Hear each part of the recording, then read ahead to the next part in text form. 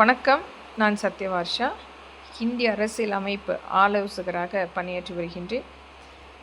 ஒவ்வொரு நாடுகளுமே அவர்களுடைய கருத்து வேறுபாடுகள் இருந்தால் முழுமையாக ஐநா சபையிடம் அணுகி அதற்குரிய தீர்வு பெற்றுக்கொள்ளப்பட வேண்டும். ஆனால் தன்னிச்சையாக ஒவ்வொரு இடத்திலுமே ஒரு கருத்து வேறுபாடுகள் காரணமாக எடுக்கின்ற ஒரு மிகப்பெரிய ஆபத்தான போர் என்பது மக்களை ஆங்காங்கே கொன்று குவித்து கொண்டிருக்கின்றார்கள்.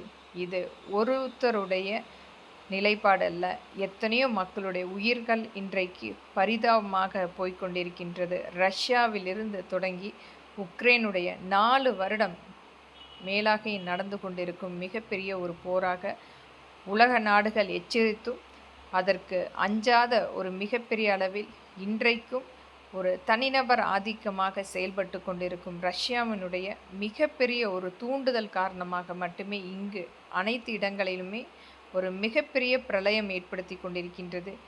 இது போன்ற ஒரு முறையற்ற ஒரு ஆட்சி அமைப்பு ஒரு நாடுகளில் நடக்கிறது என்பதை முன்கூட்டியே ஆராய்ந்து ஐநா சபை இதற்குரிய முடிவெடுக்கப்பட வேண்டும்.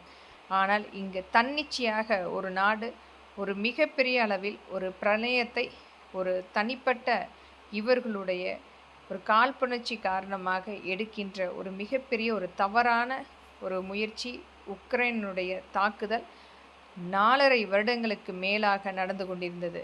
அதை ஒட்டியே இன்றைக்கு ஒவ்வொரு இடத்திலுமே ஒரு பிரளயமாக ஒரு மக்களுடைய சாதாரண வாழ்க்கை கூட வாழ முடியாத அளவுக்கு ஒவ்வொரு இடத்திலுமே மிகப்பெரிய அளவில் போர் மூண்டு கொண்டிருக்கின்றது. இதை முழுமையாக தடுக்க வேண்டும் என்றால் ஐநா சபையும் அனைத்து உலக நாடுகளுமே முழுமையாக இதற்குரிய முயற்சி எடுக்கப்பட வேண்டும்.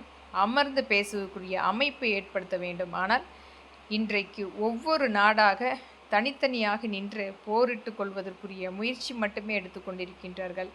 அங்கு கொத்து கொத்தாக அப்பாவி மக்களுடைய சாவு ஓலம் மட்டுமே கேட்டுக்கொண்டிருக்கின்றது. இதை அனைத்துமே தடுக்க வேண்டுமென்றால் ஐநா சபை தீர்க்கமான முடிவு எடுக்கப்பட வேண்டும்.